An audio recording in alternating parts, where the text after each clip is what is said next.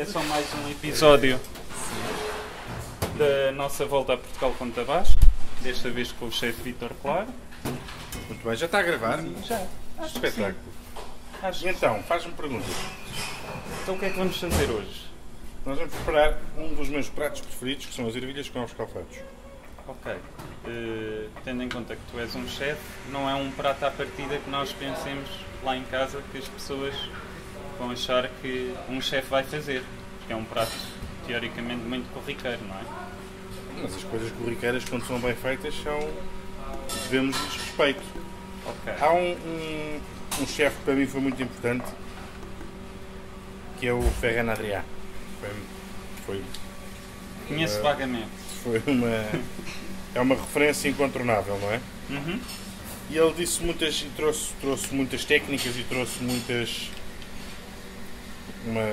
uma cultura nova e uma visão nova à cozinha e à hotelaria. E ele tem umas quantas máximas.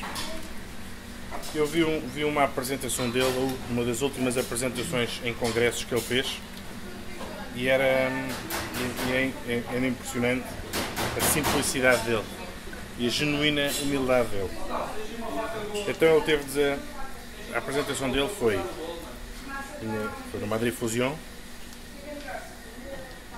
Ele meteu um tacho a ferver, trouxe um lavagante e 1 kg de lingueirão e disse: agora vou-vos dizer como é que eu cozo lavagante. E preparou um lavagante. Depois disse: agora vou-vos mostrar como é que eu cozo lingueirão. E cozeu lingueirão. Na água de lavagante? Não, separadamente. Ok. Mas a ideia dele era explicar o que é importante para ele. Pronto, as pessoas bateram palmas e reagiram e disse: pronto, e agora, há uns tempos, uns meses, um cliente meu deste ano disse que tinha uma farmacêutica que era um foodie e que queria reunir comigo, queria falar sobre uma coisa que tinha descoberto. E ele era capaz de fazer esferificação de azeite. Esferificação, como sabem, é um processo gelatinoso entre a água e não sei quais. Eu fui falar com ele e fui ao laboratório e de facto ele tinha umas cápsulas de óleo de fígado de bacalhau e o processo de solidificação era um processo complicado, mas que se poderia fazer. Então apresentámos este ano a primeira esferificação de azeite. Mostrou no vídeo, e para uma máquina enorme, cientistas, tudo, ali, não sei o quê, e foi um êxtase. Foi um êxtase no auditório. Toda a gente se levantou e bateu palmas. E ele disse: de facto, esta apresentação foi a apresentação mais cuidada e mais pensada que eu já tive. E a verdade é que esta cozinha foi criado um monstro. Esta cozinha já não tem valor e já não tem sentido. Porque o mais importante que eu disse aqui hoje foi dizer-vos como é que eu cozo um lavagante e como é que eu cozo um lingueirão. E ninguém lhe deu valor. E estão todos a bater palmas a um trabalho que um cliente meu mostrou, feito num laboratório. E Ferran Adrià teve muitas coisas destas. Uma delas, numa entrevista há muitos anos, o segundo livro do Adrià, é um dos livros fundamentais para mim de qualquer cozinha, que é Os Segredos do El Bulli. É um livrinho das edições Alteia, um livro A5 das edições Alteia, preto e branco, só com desenhos, não tem fotografia. Uma das grandes revoluções do El Bulli foi a comunicação, não é? Eles começaram a fazer, levaram a cozinha para um patamar de moda diferente, para uma outra realidade. E aquele livro é antes disso. É o segundo livro dele, é tudo feito à mão. E é o diário dele, é só a ideia de o que é que são ideias. E neste livro ele diz uma coisa muito gira, que ele faz a primeira aproximação às espumas, ainda antes dos ares e dos fumos e não sei o quê. E há uma frase que ele diz nesse livro que é: só se consegue fazer uma espuma de paella depois de fazer muitas paellas. Para muita gente, para pouca gente, paelhas de frango, paelhas de marisco, paelhas de carne, paelha de caça. Mas aqui não vais fazer nenhuma espuma de ervilhas com ovos escalfados. Era exatamente daí que eu estou a chegar. Eu vou só fazer umas ervilhas com ovos escalfados. E depois um dia, no meu restaurante, podem comer um gelado de ervilhas com ovos escalfados, se calhar. Oh, não, estou a brincar, não fazemos nada disso. Mas a ideia é exatamente essa. A ideia, esta é a razão. Isto para mim é a base de umas ervilhas com ovos escalfados. E é um dos meus pratos preferidos. Depois a partir daqui é que a gente pode partir para fazer tudo o que seja. Ok, quando falámos contigo pela primeira vez e tu disseste que ias fazer umas ervilhas com ovos escalfados, lembraste-te logo do tabasco verde, não é? Exatamente. Do green. Que também não leva na receita original, não é? Não, acho que não há nenhuma receita tradicional portuguesa que leve tabasco, não é? Mas algumas receitas são retificadas com piripiri ou com picante. Eu pessoalmente gosto dos picantes. Não sou um grande fã de picante, mas os picantes gosto muito de tabasco, por ser uma base de vinagre. Mas aqui funciona mais como tempero, não é? Exatamente. Não aporta só picante, aporta toda uma dimensão nova ao prato.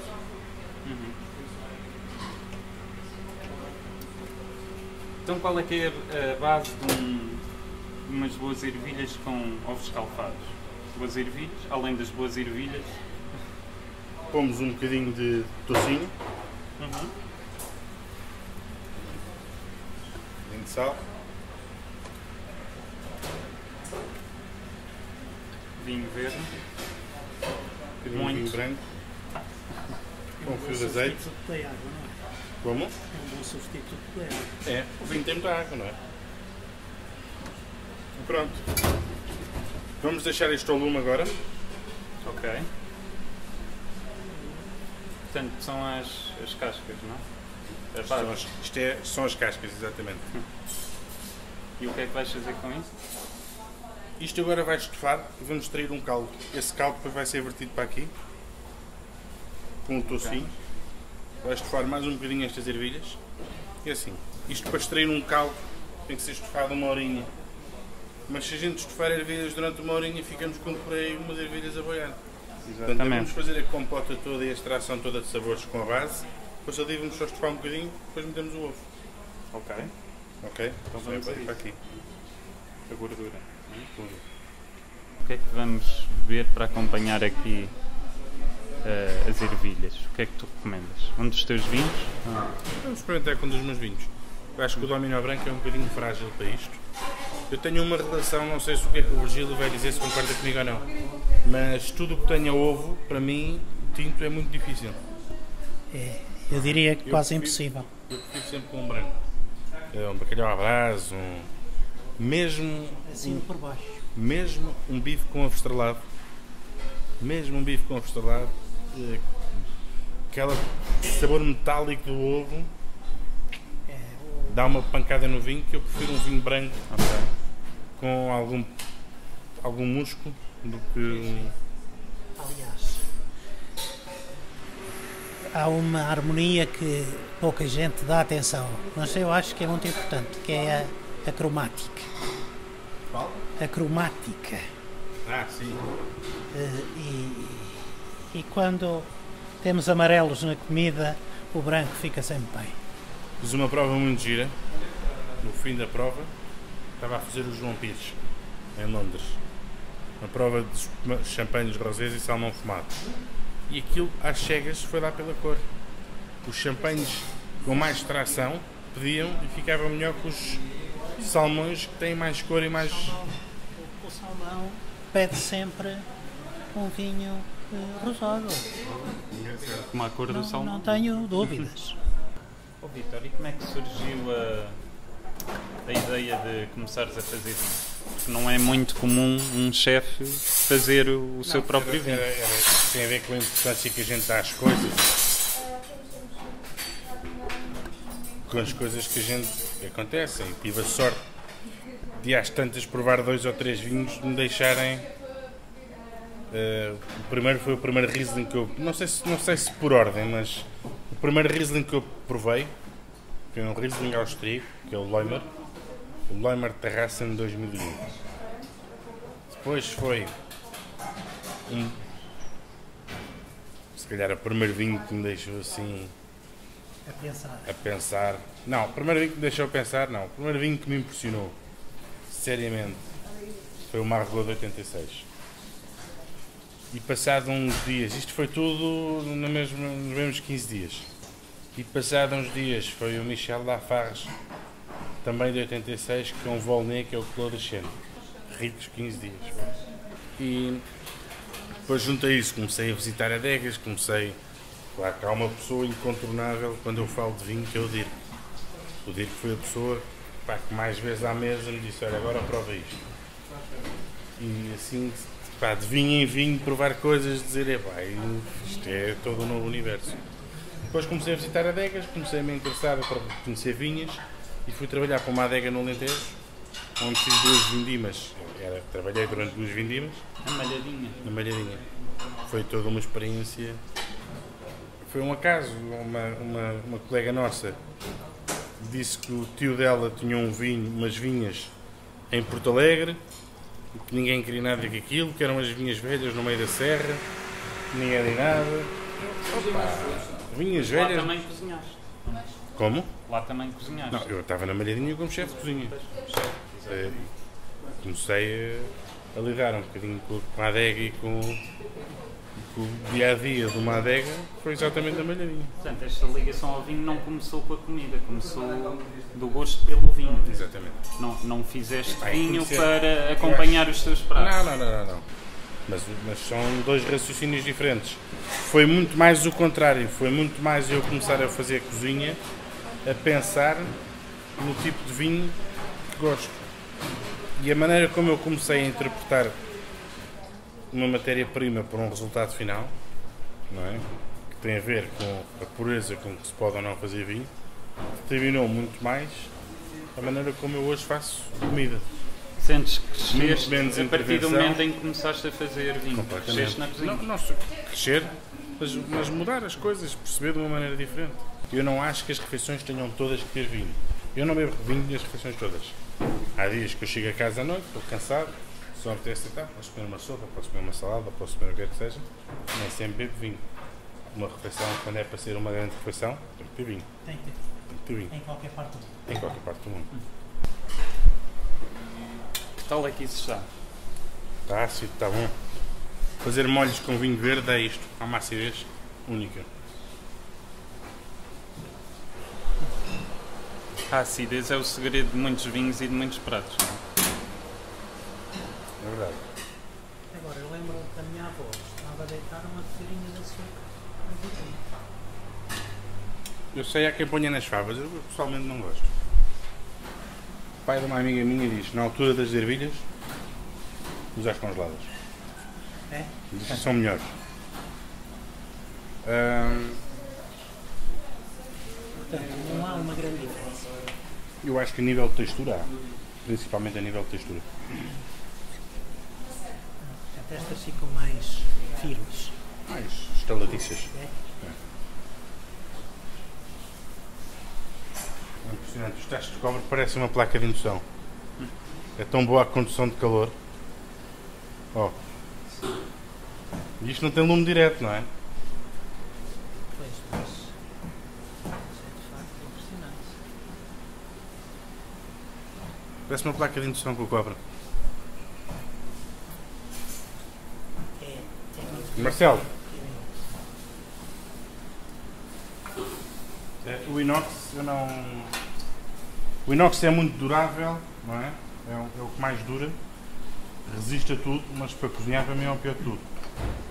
Para mim é o cobre em primeiro lugar e em segundo lugar é o alumínio. A combinação perfeita é que o alumínio, pronto, a nível de custo não tem nada a ver com o cobre. Mas a combinação perfeita é que o inox é bom para o pulmão, que é um péssimo condutor de calor. E isto não vai aquecer como se isto fosse de alumínio. Se fosse de alumínio, eu pego e não se conseguia trabalhar. Como esta aqui. Olha lá. É quente. O cobre é um muito bom condutor de calor. Isto aqui está ao lume há 10 minutos. Não é? O tacho está a ferver, se mete aqui a mão, está frio, não tem problema nenhum. O inox tem esta vantagem para estas coisas, mas para cozinhar, o inox para mim não é Melhor Não que é- o cobra, não é- não é a sequer prata, bom. Só a prata e o ouro. É, mas sai mais caro. Mas panelinhas de ouro para cozinhar era bem. Daqui a uns tempos. Se o Abílio sabe disto, vai já. Fogão em ouro.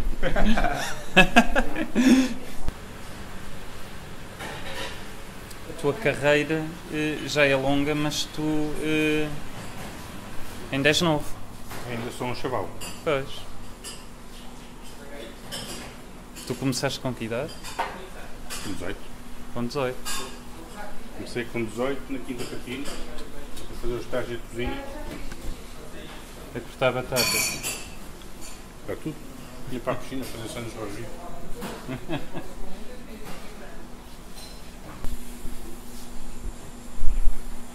Quanto tempo é que o ovo está a aquecer? Tá bem. O ovo quase durante 5 minutos fechado. Portanto, ele lá de cozer a 5, 3 minutos para a gema ficar ainda bem. Ok. Já está. Agora falta o tabaco. Falta o tabasco.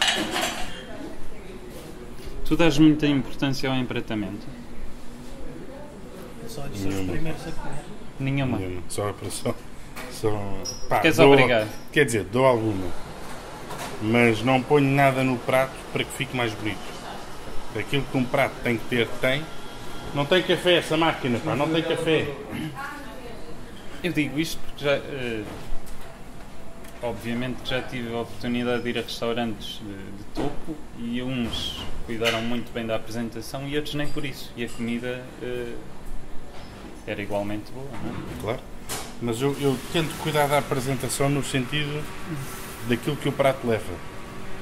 Ou seja, Pá, gerir não ponho expectativas. rebentos, não ponho flores comestíveis, não ponho um molho só para dar cor. Não vou pôr vinagre balsâmico no prato para fazer um desenho. Para não Não defraudar vou pôr um as azeite de expectativas, ervas não só para ter verde. é o que é. É o que é, exatamente. Sim, também Pode ser sou empratado? apologista dessa abordagem. Pode ser empratado. Vamos a isso. Mas para quem não dá muita importância a isso, até nem está nada mal. Agora vamos lá ver como é que ficaram as chapas. Agora vamos lá ver como é que ficou isto. Como é que ficaram as Batata chapas e ciência. como é que ficou. Como é que ficaram as ervilhas? Exato. É que isto não é só para a fotografia. Portanto, o tabasco beneficia ou não? Eu não gosto. É? Mas gosto. Este tocinho é mesmo salgado. É muito Reduziu- salgado. Reduziu agora um bocadinho, ficou um bocadinho acima do sal. Sim. Por norma, eu agora deveria retificar isto com um bocadinho de água e ligo sempre com uma coisa que não temos aí agora. É uma mistura de maisena e água. Para disfarçar. Está sempre diluído. Não, a maisena dá um ponto de ligação Ah, sem dar sabor. Bem, está feito, não é? Vamos comer? Vamos, espera aí.